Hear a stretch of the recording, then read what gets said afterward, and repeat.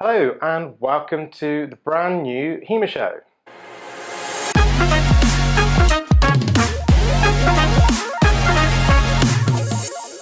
This is the HEMA show. This is where we're looking at everything from help and advice to news and reviews. My name's Stuart. The video editor for this is Andy, and we hope you enjoy what we're doing.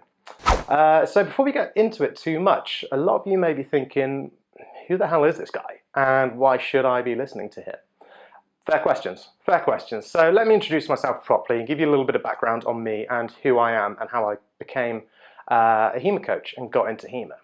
So my name is Stuart Smart. I run Smart HEMA clubs in the southwest of the UK.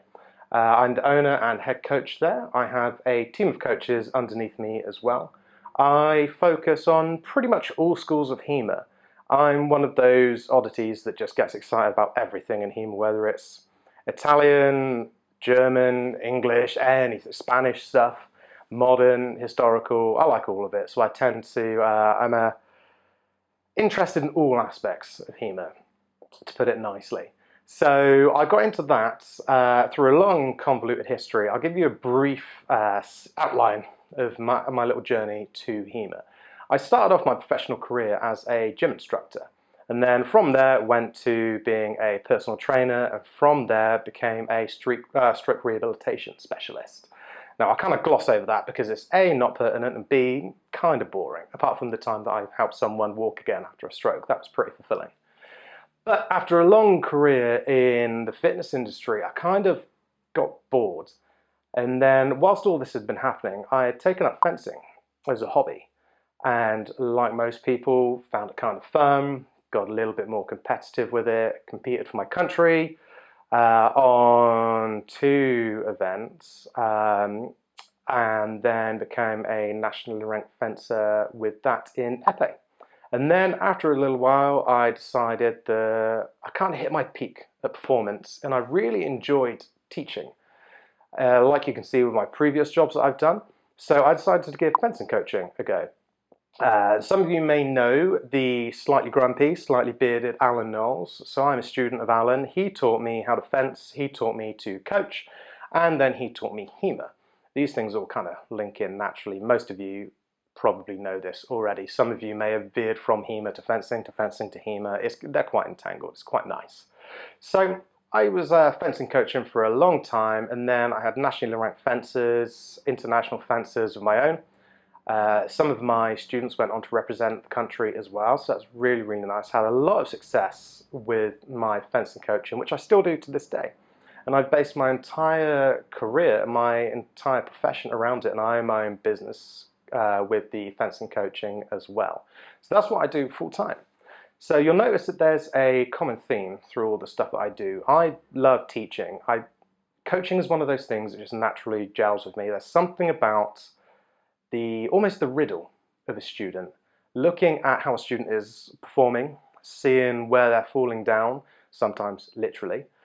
Other coaches will be nodding their heads at that one. We've all seen that. It's a very weird situation. But analysing a student in the puzzle of how to make them better, it really appeals to me. All the way back from fitness instruction to the rehab work that I'd done, to the personal training, I've always loved imparting knowledge. And I've found myself, don't want to toot my own horn, but good at it. I like teaching people. I like helping people get better. And I always have quite a creative little way of looking at things and trying to get the best out of people. So this is why I've eventually gravitated into sword sports. And then from becoming a fencing coach, like a lot of you, qualified from fencing to HEMA. I never made the jump to reenactment. I did one reenactment with a friend, got clobbered upside the head, and thought, nah, this isn't for me. The other thing that I didn't really like about reenactment, not just for me, I have absolutely no issues with reenactment at all, but for me, being a performance fighter, I found it quite frustrating that the group in question that I was looking at, you needed to be there for a certain amount of time before you could win fights, which for a concept as a competitive fighter was just completely baffling to me. I was there training thinking, I've got the fitness, I've got the distance, I've got the time, and to run rings around all you guys. It's so frustrating having to lose for a good season before I can actually start doing it.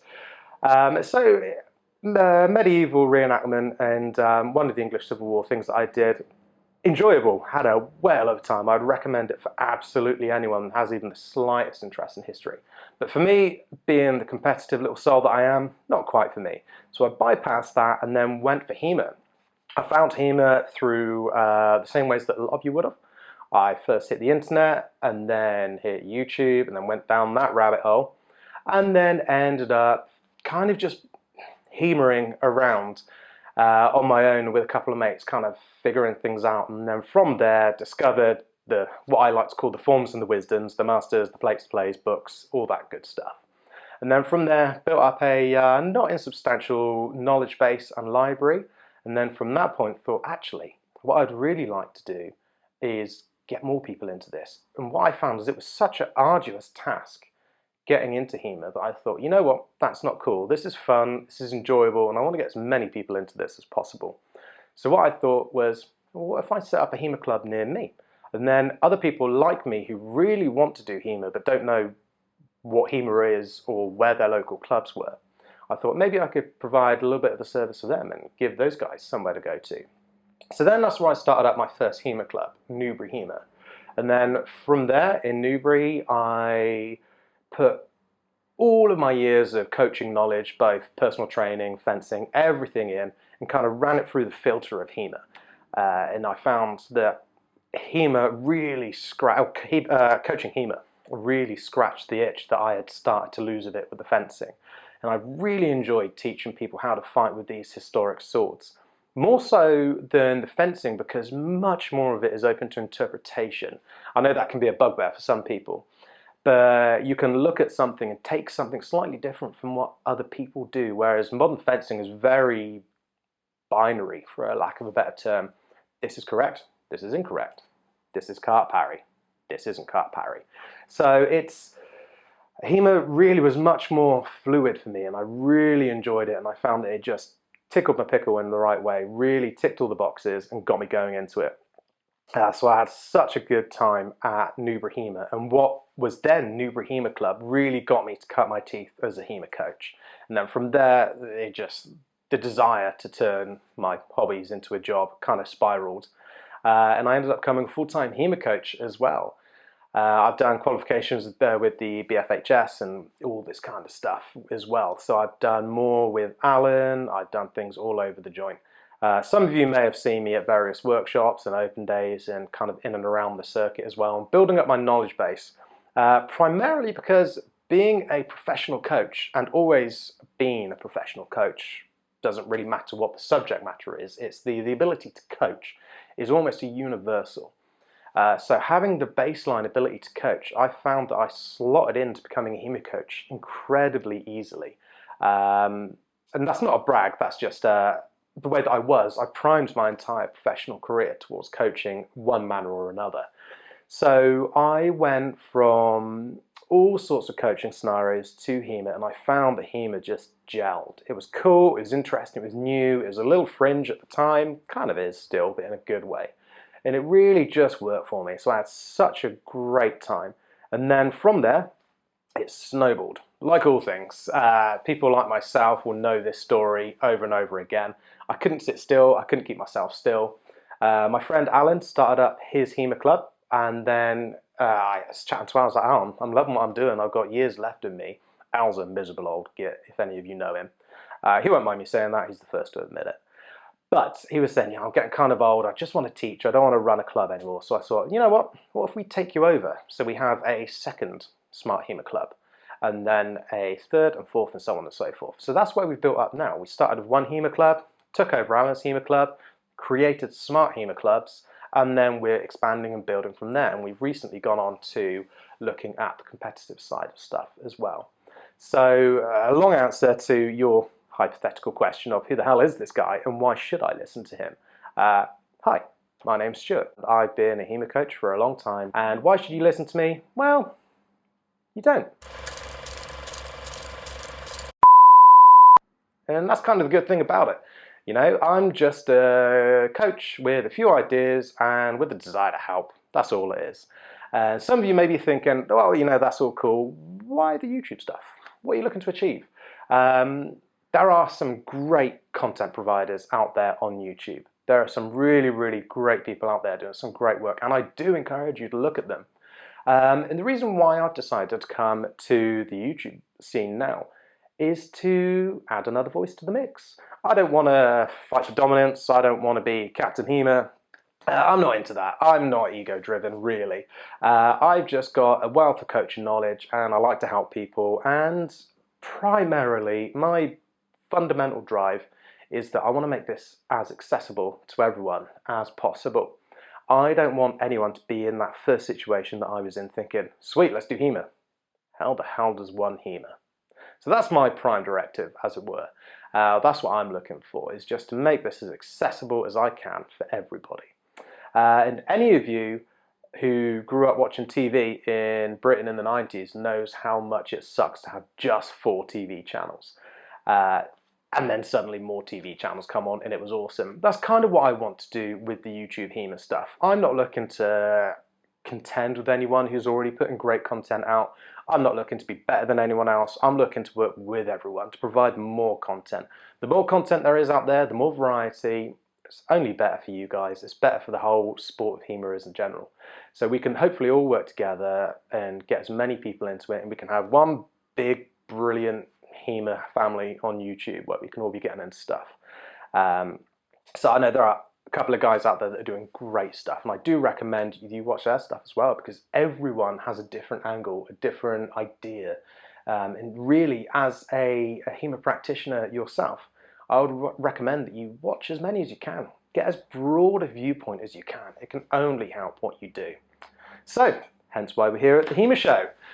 So, our first episode, all that waffle about me and my background aside, let's actually get into it. So the format of this show, it will generally be a topic, either, like I say, from help and advice to news or reviews, kit reviews, current events, current affairs in HEMA, the world of HEMA, exciting news, anything we will cover.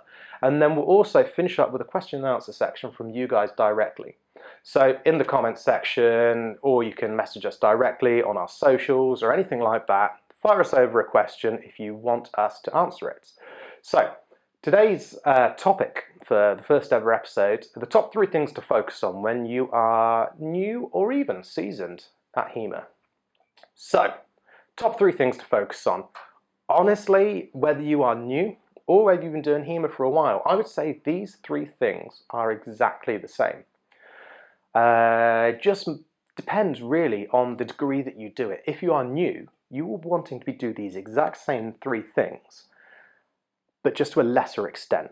And this is just because you don't want to risk burnout. And if you are seasoned or you've been doing HEMA for a long time, these 3 things still apply, because these things, particularly number 3, usually catches people out. So number 1 is fitness. I'm very good reason why we're filming from like here down, because I'm currently full bore rocking a dad bod at the moment. We can all be fitter. It's one of those things where none of us are Olympians, I assume. Some of you may be. Well done if you are. But none of us are Olympians. None of us are elite fighters, for what I would consider elite fighters coming from a professional coaching background. And that's okay. That's absolutely fine. But fitness will be a crux. It will be the crucial thing that makes you fight harder, fight longer. The better your body is, the more supportive your body is, the more you will avoid injuries. If you can strengthen up the legs, you can support the knees, get more time out of them, build up the calf and the surrounding muscle and the soleus as well.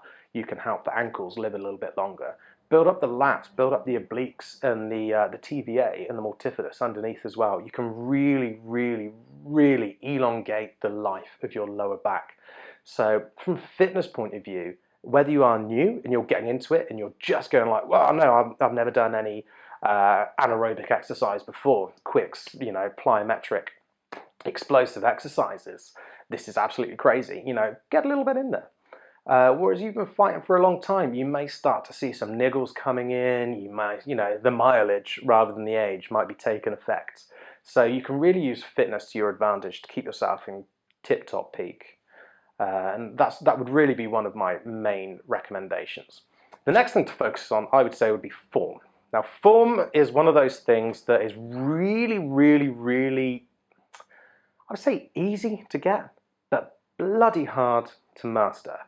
When you are new, what you want to do is it's really exciting. You want to grab a sword, you want to swing and scream there can be only one and twat your mates about. But make sure that the form is there. Make sure you are tidy. Take a moment, step back, make sure your form is tidy so that you don't have to unlearn any bad habits. And if you've been fighting for a long time, we all know that we get those big mistakes in there or those little bad habits start creeping in. So form, doesn't matter how good you are, you always know that form is one of those things that you need to work harder on. Any decent fighter will always say they've got, little habits that they've picked up over the years. And third and foremost, and this is the same for absolutely everyone, new or old, new or experienced, anyone, is enjoyment. Make sure you love it. This is a hobby. Most of us, this isn't our job. This is my job because I'm weird about it. But most of us, this isn't our job. Enjoy it. Have fun. Remember why you got into HEMA, because smacking people with swords is cool. If you're not enjoying it because you're training too hard, that is burnout. Make sure that this is still something that you love, you enjoy. You can work too hard. I've done it myself with fencing. It's the reason why I don't fight anymore with fencing, because I worked too hard at it too quickly and I was like, ugh, this is like another job. But make sure that you enjoy it. If you're new, chances are you will enjoy it, but when that initial surge wears off, you may find that you're just like, okay, cool, into the grind now. Or if you've been doing it for a long time, you've been training, getting onto the competitive circuit, really pushing yourself. You may be thinking, oh, this is becoming a slog. If at any point, for whatever reason, you find yourself not enjoying it, take a step back. I would say to any of my paying customers, if they're not enjoying it, take a step back. You can always come to it again later. Grow to miss it sometimes is a great thing. You can really burn out, and a little burnout goes a long way to making you dislike something. It's the main reason why people drop out. So, like I say, top 3 things for new and seasoned fighters: fitness, form, enjoyment. Number 3, the most important one, I would say. So, on to the Q&A section.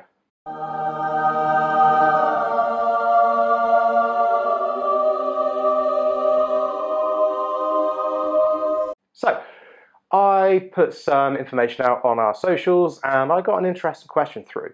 This is from somebody called Dan, and his question is, well, more of a statement actually. My lunge sucks. Cheers, Dan. There are many things why your lunge could be subpar. You could be doing what I call a plunge, which is you're lifting your front leg up and you're kind of just falling into it. Make sure that you really explode that back leg, okay? Make sure that the chin is up. Lead with the chin. You may be finding that you're hunching down, brings the shoulders in. I'll just touch the mic. Andy's going to be going nuts at me over that. You could be collapsing your posture in. The back arm, if you're doing a single hand, could be rolling over. If you're doing long sword, you could be rolling over into there. There is a huge amount of things that could be affecting your lunge, but primarily make sure you're flicking the front leg forwards, explode on the back leg, posture open. See if that helps you. Hope that helps, Dan. Right, that was our first ever episode. Thanks for bearing with us. See you later.